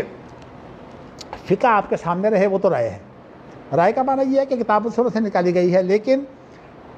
ان کی جو رائے ہے نا اس کے لیے 3 شرطیں ہیں۔ میں اگر آپ کو بتا دوں تو آپ کا ذہن کھل جانا چاہیے۔ وہ 3 شرطیں، ایک تو یہ ہے کہ یہ جو رائے ہے یہ صرف جو پوچھنے والے لوگ ہیں سوال، جو سوال کرنے والے لوگ ہیں ان کو تو اڑا دیا گیا ہے، اور جو جواب ہیں ان سے فقہ تیار کر لی گئی ہے۔ اب فقہ سے جو ہے وہ جب جواب دیں گے تو وہ جو ہے وہ آج کے دور میں بھی، یعنی اس وقت کی رائے جو ہے، اب یہ 1300 سال پہلے کی جو رائے ہے وہ آج بھی نافذ ہے۔ بھئی اگر 1300 سال کی رائے آپ نافذ ہے تو 1 سال ذرا 1.5 سال اور ملا لیں اس کے اوپر، تو حدیثیں جو ہیں وہ کیوں نہیں آپ انہی کو جو ہے وہ بنائیے، جیسے محدثین نے یہ تمام بخاری مسلم جتنی کتابیں تمام کی تمام ہیں وہ انہوں نے اللہ کے رسول کی باتیں جمع کر دی ہیں، اور آپ دیکھ رہے ہیں ایک ایک لفظ کی کتنی تحقیق ہے۔ فقہ کے اندر یہ سوال ہی پیدا نہیں ہوتا کہ ایسی تحقیق ہو، فقہ تو اس کی اپنی صنعت کوئی نہیں ہے۔ اور عبداللہ بن مبارک جو ہیں، جو امام ابو حنیفہ کے بڑے مارکا میں اسی لیے کہتا ہوں کہ یہ بہت بھاری آدمی ہے، عبداللہ بن مبارک جو ہے، یہ انہوں نے جہاد بھی کیا ہے نہیں ہمارے لیے بھی بھاری، ان کے لیے بھی دیکھیے بھاری تو ہے، لیکن ان کی فقہ ہی وہ نہیں مانتے، آپ یہ کہہ سکتے ہیں نا۔ چلیے ہاں، فتاویٰ اور فقہ میں جو ہے وہ ان کا فرق ہے۔ ان کا فرق یہ ہے کہ فتویٰ سے مراد ان کی قانون ہے جو پوری شریعت میں چلتا ہے۔ تو فتویٰ جو ہے وہ امام ابو حنیفہ کے دور سے لے کر جو ہے وہ اب تک جو ہے وہ فتووں کے اندر انہوں نے جو تبدیلی کی ہے وہ یہ ہے کہ اس کی جو فقہ الواقعہ ہے وہ گزار دی ہے، فقہ الواقعہ جو ہے وہ ختم کر کے فتویٰ باقی کیا رہ جاتا ہے۔ دیکھیے صرف جواب جو ہے وہ سوال موجود نہ ہو تو وہ جواب جو ہے وہ صحیح ہوتا ہی نہیں۔ تو ایک بات تو یہ ہے کہ ان کی جو فقہ ہے وہ قانون کی حیثیت رکھتی ہے، اور اسی لیے آج کل ہمارے جتنے بھی قانون دان ہیں نا، ہائی کورٹ کے جج وغیرہ، سپریم کورٹ کے، وہ اسلام کا جب نام لیتے ہیں تو فقہ کہتے ہیں کہ یہ اسلامی فقہ ہے، حالانکہ اسلامی فقہ جو ہے وہ ہے جو کتاب و سنت سے لی جائے۔ اور پھر وہ جو امام شافعی ہے وہ کتاب و سنت سے جب جو ہے وہ لیتے ہیں، ایک استفادہ کرتے ہیں، تو یہ دعویٰ نہیں کرتے کہ میری بات جو ہے وہ درست ہے، یعنی اگر کتاب و سنت سے ان کی بات درست نہ نکلے تو وہ جو ہے وہ کہہ دیتے ہیں کہ یہ میری بات نہیں ہے۔ میں آپ کو ایک مثال دے چکا ہوں کہ انہوں نے یہ جس لونڈی کے اولاد ہو جاتی ہے اس کو ام ولد کہتے ہیں، اور جو ان کی کتاب ہے اس کے اندر جو ہے وہ امام شافعی نے لکھا ہے کہ میں ام الولد جو ہے اس کے بارے میں حضرت عمر رضی اللہ تعالیٰ عنہ کی تقلید کرتا ہوں۔ اب جو لوگ بڑے متشدد ہیں نا تقلید کے سلسلے میں، انہیں یہ برداشت نہیں ہوگا، تو اس لیے جو ہے وہ میں تو الحمدللہ ہر قسم کی کتابیں پڑھتا ہوں، اس لیے لیکن مجھے جو ہے یہ بھی بڑا بہانہ ہوتا ہے کہ مجھ سے سوالات اگر ہوتے رہیں۔ میں نے آپ کو بتایا کہ میں نے جو تدریس کی ہے وہ 24 گھنٹے جو ہے وہ میرے پاس سوال لے کر آیا کرتے تھے، کتابیں ساتھ لے کر۔ تو اب تو نہ ایسی صحت ہے نہ ایسے کام ہو سکتا ہے، لیکن اللہ کا شکر ہے کہ میں آپ کو جب پڑھا رہا ہوں تو مجھے حقیقت یہ ہے کہ اس پڑھانے میں خوشی ہوتی ہے، اور میری طبیعت بڑی اچھی رہتی ہے، لیکن جب پڑھا کے جاتا ہوں پھر ٹھیک نہیں رہتی۔ نہیں کیا بات ہے، اصل میں تکلیف ہے نا جی ڈپریشن کی، اعصابی، تو اس سے طبیعت جو ہے وہ ذرا گرتی ہے۔ چلیے میں نے آپ کو جو ہے یہ بتایا ہے کہ ایسی رائے جو قانون کی حیثیت اختیار کر لے، اور پھر ایسی رائے جو ابھی معاملہ پیش نہیں آیا تو مفروضے کے اوپر جو ہے وہ شرعی رائے دی جائے۔ اہل حدیث مفروضے کے اوپر قطعاً شرعی رائے دیتے ہیں، لیکن حنفی فقہ کے اندر جو ہے وہ بے شمار ایسی چیزیں ہیں، اور وہ کہتے ہیں کہ فقہ تقدیری مانتے ہیں ہم تو فقہ تقدیری مانتے ہیں۔ تقدیری کا معنی فرضی فقہ، اس لیے کہ جب یہ فقہ تیار ہوئی ہے تو یہ 34 صدی ہجری کے اندر تیار ہوئی ہے، اور 34 صدی ہجری امام صاحب کے بعد جو ہے وہ تقریباً 300 سال گزر چکے تھے۔ امام صاحب کی وفات ہوئی ہے، امام ابو حنیفہ کی وفات ہوئی ہے 150 میں۔ اب آپ بتائیے کہ جو فقہ جو ہے وہ 34 صدی ہجری میں تیار ہو رہی ہے 300 سال کے اندر، جس کی سند کوئی نہیں ہے، وہ کیسے دعویٰ کیا جا سکتا ہے امام ابو حنیفہ کی ہے؟ پھر امام ابو حنیفہ کے جو اپنے شاگرد ہیں جن کی کتابیں موجود ہیں، انہوں نے وہ باتیں امام ابو حنیفہ کی طرف منسوب نہیں کی۔ امام محمد کی کتابیں موجود ہیں، بلکہ کسی نے یہاں کہا تھا قدوری بھی امام محمد کی ہے، نہیں قدوری امام محمد کی نہیں ہے، ان کی ایک کتاب ہے مختصر قدوری کی طرح، وہ ان کی ہے۔ تو اس طرح جو ہے وہ لیکن وہ خود کہتے ہیں یہ ہماری رائے ہے، اور اس میں جگہ جگہ جو ہے وہ امام ابو حنیفہ کی رائے کا ذکر بھی کرتے ہیں، لیکن مطلب یہ ہے کہ ان کی اپنی رائے امام ابو حنیفہ والی رائے نہیں ہوتی. تو اس لیے کہا یہ جاتا ہے کہ 2/3 اگر آپ جو ہے وہ امام محمد اور ابو یوسف کی جو ہے فقہ دیکھیں تو امام ابو حنیفہ کی فقہ سے مختلف ہے. اب لوگوں نے یہ تو بڑی کوشش کی ہے کہ وہی اجماع بنا دیں, اور یہاں یونیورسٹیوں میں کیا ہوتا ہے کہ 40 آدمی جو ہے وہ فقہاء اکٹھے ہوتے تھے, اکٹھے ہو کر وہ پاس کرتے تھے. بھئی اگر پاس کرتے تھے تو پھر ان کے نام پر ہونا چاہیے نا. پاس تو کیا ہے ایک مطلب مجلس میں 40 آدمیوں پر مشتمل ہے, تو اس کا نام جو ہے فقہ حنفی کیوں ہے؟ نہیں, آپ بتائیے کہ اب یہ جو حیات کبار علماء ہے اس کے جو فتوے ہوتے ہیں وہ ہیڈ تو شیخ ابن باز ہوتے ہیں, لیکن شیخ ابن باز کے فتوے نہیں مقرر تھے. وہ حیات کبار علماء کی جو ہے ایک دائمہ کمیٹی ہے, تو اس دائمہ کمیٹی بیٹھتی ہے اور اس کے اندر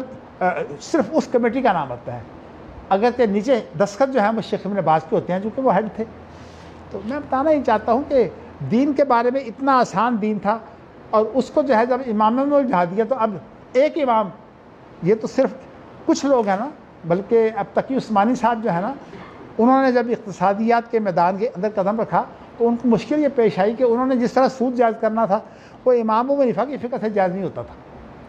تو انہوں نے کیا کہا ہے کہ نماز کو چھوڑ دو, نماز میں تو تقلید ہے, نماز کے علاوہ جتنے بھی معاملات ہیں نا ان کے اندر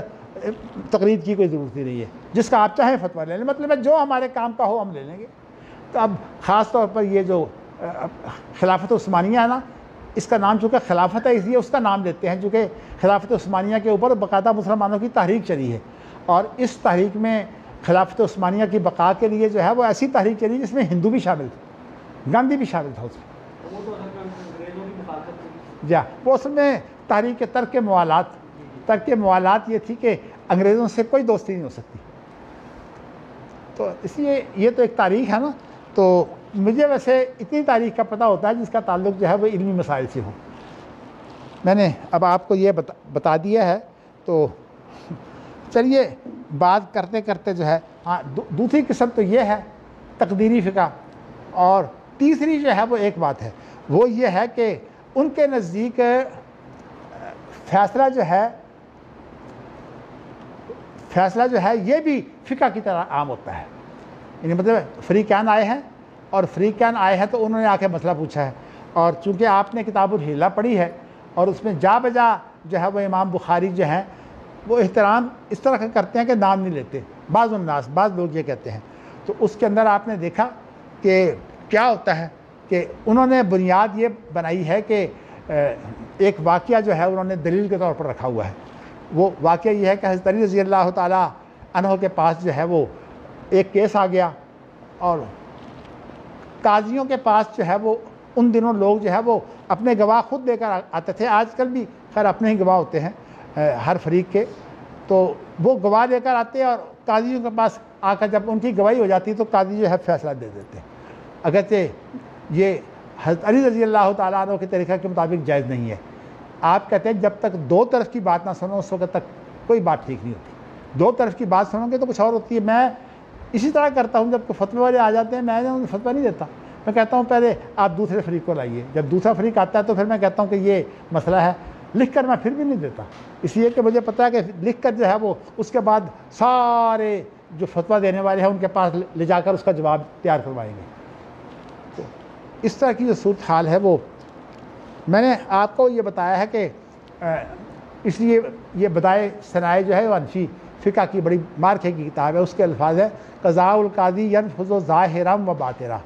قاضی کا فیصلہ جو ہے ظاہری طور پر بھی لاگو ہوتا ہے اور باطنی طور پر بھی. اور امام بخاری نے جو ہے شروع میں جو حدیث لائے ہیں کتاب الحیل کے اندر وہ لائے ہیں, تو اس کے اندر جو ہے وہ انہوں نے وہ مثالیں پیش کی ہیں کہ ایک عورت جو ہے وہ کنواری ہو یا شادی شدہ ہو, گھر میں بیٹھی ہو, اور کسی آدمی کو جو ہے پتہ چلا کہ یہ وہ عدالت میں گواہ لے کر چلا گیا. اب گواہوں کو تو پتہ ہے کہ ہم نے جھوٹ بولا ہے, تو وہ جھوٹا جو ہے وہ جھوٹ بول کر جو ہے فتویٰ لے آتے ہیں. تو حضرت علی رضی اللہ تعالیٰ عنہ سے ایک روایت جو ہے پیش کی جاتی ہے وہ یہ ہے کہ حضرت علی کے پاس جو ہے وہ جب گواہان پیش ہوئے تو حضرت علی نے حکم دیا جو ہے وہ اس وقت ہے وہ انہوں نے متاثر ہو گئے، جو مرد تھا جس نے کہا تھا کہ میری یہ بیوی ہے، تو اس متاثر ہو کر انہوں نے یعنی یہ بات جو ہے یہ تاریخی طور پر بات یہی ہے، وہ متاثر ہوئے اور انہوں نے فیصلہ جو ہے وہ شوہر کے حق میں کر دیا۔ اب بیوی کیا کہتی ہے؟ بیوی کہتی ہے، حضرت علی رضی اللہ تعالیٰ عنہ کا بڑا احترام سے ذکر کرتی ہے، کہتی ہے کہ آپ نے فیصلہ کیا ہے تو اس لیے آپ کا فیصلہ ہے، مجھے منظور ہے، یعنی میں اس کی بیوی بننے کے لیے تیار ہونے کے میری ایک بات مان لیجیے، کم از کم میرا نکاح تو پڑھا دیں۔ اب دیکھیے کہ جس کا نکاح نہیں پڑھا گیا وہ حضرت علی کا فیصلہ مان رہی ہے، اور اس کے بعد جو ہے وہ قاری صاحب سن لیں جی آپ کی بات کہاں تک پہنچی ہے کہ ہاں جی وہ کہتی ہے کہ میرا نکاح تو کم از کم پڑھا دے، اللہ رحم کرے، نکاح کے بغیر کسی عورت سے بات نہیں کرنی چاہیے۔ ماشاء اللہ ہاں جی ہاں نہیں بات آپ جو ہے وہ جو بھی کریں، دیکھیے جی یہ تو اب یہاں تو کتاب و سنت ہے ہی کوئی نہیں، یہاں کتاب و سنت کوئی نہیں ہے۔ اب یہاں انہوں نے کیا کیا ہے،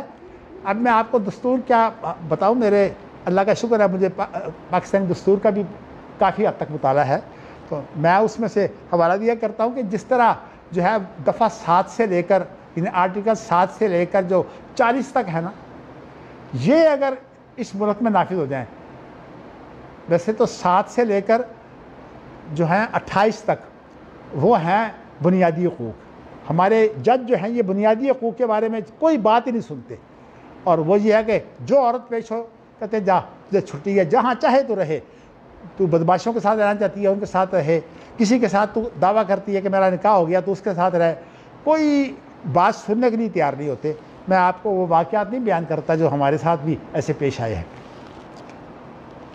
تو کہنے کا مقصد اس میں یہ ہے کہ یہ 3 چیزیں، اور چوتھا جو ہے وہ آل العزیز کا طریقہ کیا ہے۔ آل العزیز کا طریقہ یہ ہے کہ جب کوئی مسئلہ بیان کرنا چاہتے ہیں تو عنوان میں مسئلہ پیش کر دیتے ہیں، اور اس کے بعد جو حدیث لاتے ہیں اس کے اندر مسئلے کی تشریح ہوتی ہے، جیسے امام بخاری ہو گئے، امام ابو داود ہو گئے، ترمذی ہو گئے، اور اسی طرح جو ہے وہ یہ کتابیں حدیث کی ہیں، ابن ماجہ، موطا اور دارمی، یہ ساری کتابیں جو ہیں یہ سیاستہ کہلاتی ہیں، اور اس کے علاوہ جو ہے ایسی کتابیں ہیں جو سیاستہ سے جو ہے وہ تیار کی گئی ہیں۔ سیاستہ کو تو امہات الست کہتے ہیں، یا الصحاح الست، یہ نواب صدیق حسن کی کتاب ہے الصحاح الست، تو اس کو تو ہیں جی نہیں الصحاح الست ہے، ستہ نہیں ویسے ستہ بھی جائز ہے اس میں، اس لیے جائز ہے کہ جو صحیح ہے نا یہ نہیں ذرا سن لیں قاعدہ، صحیح جو ہے نا یہ مذکر ہے، اور جب جو ہے مذکر سے جمع تیار کی جائے تو اس وقت جو تمیز آتی ہے مذکر کی وہ مؤنث آتی ہے، تو اس لیے یہ لفظ جو ہے میں نے پہلے تکلف سے بولا تھا، تو سیاست نہیں ہے، سیاح الستہ ہے، ہاں یہ نام ہے الحتہ فی ہاں فی ذکر سیاستہ۔ چلیے ماشاءاللہ لائبریرین کا یہاں ہونا جو ہے وہ یہ میری اب کمزوری بن گئی ہے، میں آپ کو بتاؤں، میں آپ کو بتا چکا ہوں اپنے بارے میں، اللہ تعالیٰ نے اب جو بڑھاپا دیا ہے تو ہر چیز جو ہے قبول کرنی چاہیے۔ چلیے جی میں نے آپ کو جو ہے وہ یہ چیز اس لیے ساری بتائی ہے کہ کم از کم جو ہے دیکھیے نا، امام ابو حنیفہ کی وفات میں نے بتایا 150 کی ہے، اور نبی اکرم صلی اللہ علیہ وسلم کے کتنا عرصہ بعد ہوئے ہیں، نبی اکرم کی وفات جو ہے وہ 11 ہجری کی ہے، تو 50 میں سے 11 نکالو، اور ہیں جی 139، اور اس کے بعد جو ہے وہ آپ 30 پورے نکال لیں، اس لیے کہ 30 کو تو مانتے ہیں خلافت راشدہ، اور وہ کہتے ہیں کہ خلافت راشدہ کہ جو وہ ساری بھی ہمارے لیے جو قانونی سی رکھتے ہیں، اہل حدیث نہیں خلافت راشدہ کے وہ قانونی سی دیتے، وہ کہتے ہیں کہ خلافت راشدہ جو ہے اس کا صرف اتنا فرق ہے کہ جو آدمی جو ہے وہ صحابہ میں خلیفہ بن گیا خلیفہ کے علاوہ کیا اس کی کیا خوبی ہے کہ وہ عالم دین بھی بڑا ہوتا ہے؟ اب آپ صحابہ کو اکٹھا کریں تو یہ نہیں کہہ سکتے آپ کہ حضرت عمر سب سے بڑے عالم تھے یا ابوبکر سب سے بڑے عالم تھے، بلکہ ان کی آپ اپنی باتیں سنیں تو وہ کہتے ہیں کہ حضرت عمر کہتے ہیں کہ ہم نے تو جو ہے وہ بازاروں میں بہت سا وقت ضائع کر دیا، مطلب کاروبار کرتے ہوئے، اور ابو ہریرہ جو ہے یہ کاروبار کرتے ہی نہیں تھے، ہر وقت وہیں بیٹھے رہتے تھے. تو اس لیے ان کو جو اللہ کے رسول کے ارشادات کا یا ان کے افعال کا پتہ ہے وہ ہمیں پتہ نہیں ہے. تو اصل بات یہ ہے کہ جو بادشاہ ہوتا ہے نا وہ سب سے بڑا عالم نہیں ہوتا. اب ہمیں اللہ کا شکر ہے کہ ایسی اللہ نے عزت دی کہ میں جب شارجہ جاتا تو شارجہ کا جو حاکم ہے وہ بہت زیادہ محبت کرتا تھا مجھ سے. تو حتیٰ کہ اپنے گھر کے واقعات جو ہے نا ان کے بارے میں بھی جب میں وہاں جاتا تو مجھ سے مشورہ کرتا. اصل میں اس کی حکومت جو ہے وہ چھن گئی تھی. اس کے بڑے بھائی عبدالعزیز نے فوج کو ساتھ ملا کر اسے جلاوطن، وہ تھا ہی پی ایچ ڈی کر رہا انگلینڈ کے اندر، کہ حکومت پر قبضہ کر لیا. لیکن پھر بعد میں جو ہے نا باقی جو ریاستیں ہیں انہوں نے کہا کہ ہم آپ کی مدد کریں گے، فوج ہم آپ کو دیتے ہیں، کیونکہ فوج تو شارجہ کی تھی نا. شارجہ کی فوج جو تھی انہوں نے قبضہ کروایا تھا، اور کیسے حالات تھے وہ الگ ہیں. تو اب پھر جب وہ ساتھ ملے تو پھر عبدالعزیز نے جو ہے وہ استعفیٰ دے دیا، تو پھر دوبارہ یہ حاکم بنے ہیں. تو یہ ان کی اپنی زندگی کی ایک کتاب جو ہے وہ چھاپی ہے جینم والوں نے. جی اچھا چلیے، لیکن میں آپ کو بتاؤں نا کہ اپنا ذکر جو ہے وہ اتنے ورقوں میں ہے، اور ہمارا ذکر جو ہے میرے خیال میں شاید چھوٹا سا ایک چیپٹر ہوگا، اس میں ہمارا ذکر کیا. چلیے اللہ تعالیٰ جو ہے وہ سب کو توفیق دے. ہم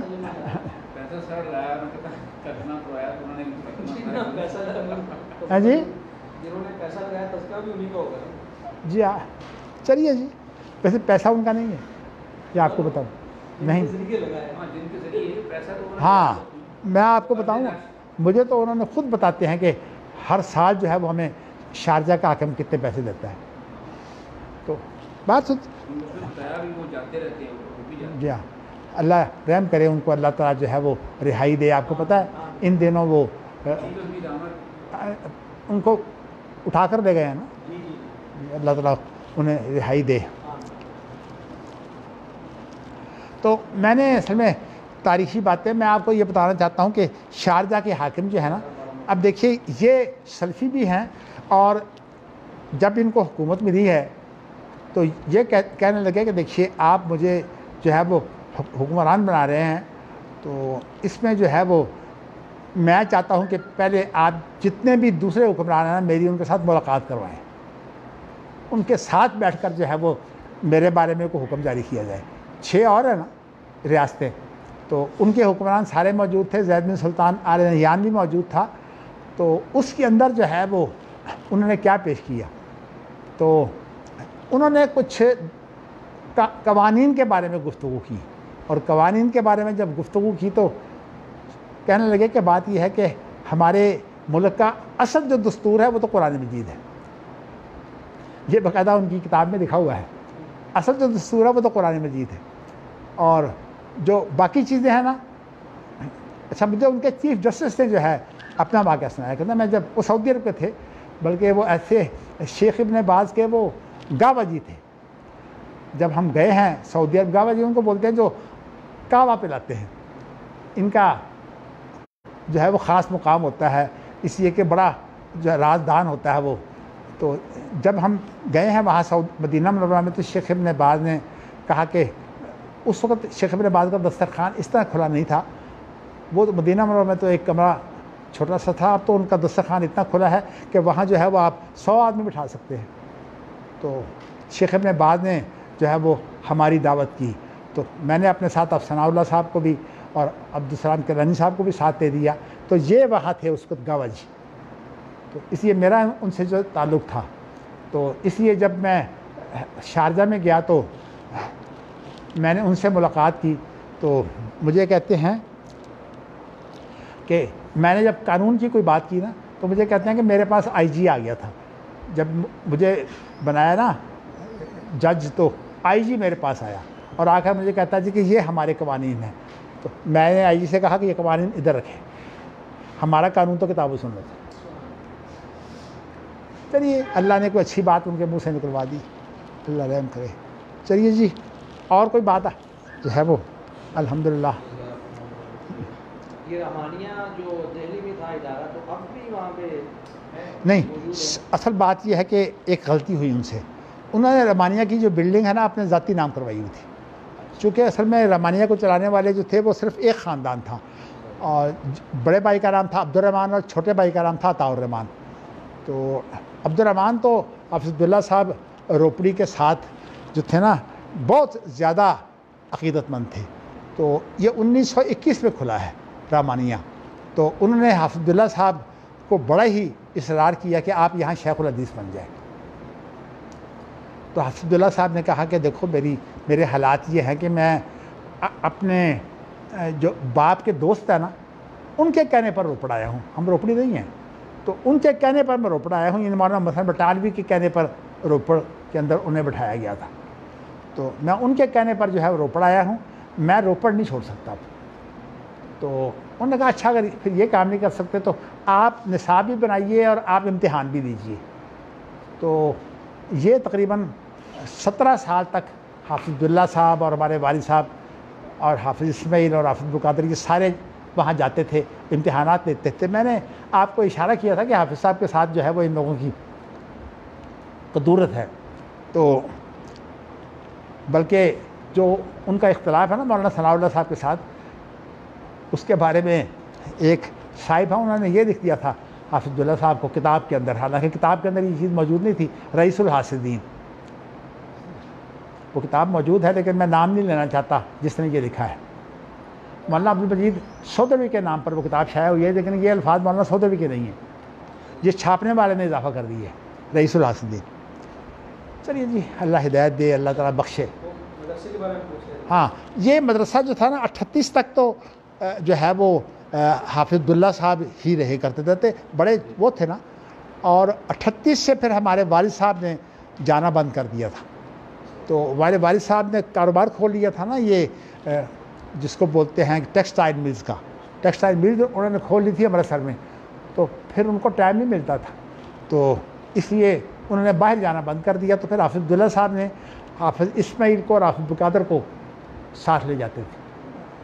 اس وقت جو ہے وہ حافظ عبدالقادر نے مجھے بتایا کہ 1938 میں ہماری شادی ہوئی تھی۔ بس میں نے آپ کو اشارہ کیا ہے، نہیں آپ کو میں بتاتا ہوں، نہیں آپ بتاتا ہوں یہ اور ہے۔ اصل میں بات یہ ہے کہ اس کے جو تھے نا محتمم، ان کا وہ عطاء الرحمن فوت ہو گئے 1938 میں، تو عبدالرحمن جو شیخ عبدالرحمن تھے وہ تو 1921 میں فوت ہو گئے تھے، شاید 1 سال زندہ رہے ہیں۔ تو اچھا عطاء الرحمن فوت ہو گئے ہیں 1938 میں۔ اس کے بعد میں نے آپ کو بتایا کہ والد صاحب پھر نہیں جاتے تھے، تو حافظ عبداللہ صاحب ان دونوں کو ساتھ لے جاتے تھے۔ تو مولانا عبدالغفار حسن نے جو ہے وہ ان دونوں کی موجودگی میں جو ہے وہ امتحان دیا ہے، تو کہتے تھے کہ یہ بڑی سخت نگرانی کرتے تھے، بھائی جب حکومت مل جائے تو سختی ہوتی ہے، لیکن حافظ عبداللہ صاحب سے ملنا ممنوع تھا، کوئی انہیں مل نہیں سکتا تھا، چونکہ وہ شیخ لوگ تھے، پیسہ بھی سارا ان کا ہوتا تھا، تو اس لیے کوئی آدمی حافظ عبداللہ صاحب سے مل نہیں سکتا تھا۔ اس کی وجہ سے اصل میں ایک دورتیں پیدا ہوئیں کہ کوئی سفارش نہیں کر سکتا، کوئی یہ نہیں کر سکتا کسی آدمی کو پاس کر دو۔ یہاں آپ بتائیے کہ ایک آدمی نے جانچ سازی کی اور سندیں ہماری جو ہے وہ چوری کر کے بنائی اور مدینہ منورہ میں داخلہ لے لیا، اور اس کی سفارش کے لیے بڑے بڑے لوگ آ گئے میرے پاس، پنجاب یونیورسٹی کے پروفیسر اور اس طرح کے خاندان، کہ جی بات یہ ہے کہ آپ ان کو کم از کم سند تو دے دیں، جال سازی تو ہوئی ہے لیکن وہ اسے مدینہ میں داخلہ مل گیا جال سازی پر۔ تو میں نے پھر جو ہے بڑا محسوس کیا، میں نے کہا آپ کے سمجھتے ہیں کہ ہم ہر ایک کو جعلی سند دے دیا کریں، ہماری سند کی کوئی حیثیت نہیں ہے۔ تو میں جو ہے وہ اس پر اڑ گیا، تو اصل میں وہ چاہتے اور تھے۔ میں نے کہا میں آپ سے کہنے کہ اچھا اتنا آپ جو ہے وہ ہمارے ساتھ وعدہ کر دیں کہ آپ ان کو لکھیں گے نہیں، مدینہ منورہ آپ لکھیں گے نہیں کہ اس کی سند جعلی ہے۔ میں نے کہا نہیں، میں آپ کی اتنی بات میں قبول کر لیتا ہوں۔ انہوں نے وہاں جو ہے وہ 4 سال پورے کیے ہیں، اب پاکستان میں ہیں۔ تو کہنے کا مقصد یہ ہے کہ سب کچھ ہوتا ہے، دینی مدارس کی سند کی تو کوئی حیثیت ہی نہیں ہے نا، یہ وفاق المدارس کیوں معتبر رہی ہے؟ یہ اصل میں مقابلے میں دی جاتی ہیں، بریلویوں نے اس طرح جو ہے وہ سندیں دی ہیں، تو اسی لیے جو ہے وہ پھر اہل حدیثوں نے بھی اس رویہ کو اختیار کیا۔ اب جو ہے وہ آہستہ آہستہ سخت ہوئے ہیں جب وفاق المدارس معتبر نہیں رہا۔ اب وفاق المدارس جو ہے وہ جب تک عالیہ کی سند نہ ہو، عالمیہ کی سند دیتے ہی نہیں ہیں، اور جو عالیہ ہے اس کے اندر جو ہے وہ بی اے لیول کی انگریزی ہے، اور یہ تو عام لوگ بھی انگریزی میں پاس نہیں ہوتے۔ اب بی اے لیول کی انگریزی جو ہے وہ کہاں علماء پاس ہوں گے، لیکن یہ کہ علماء اب دستخط کر بیٹھے ہیں، تو اس لیے اب علماء کو کوئی حربہ نہیں ہے۔ اب دیکھیے نا،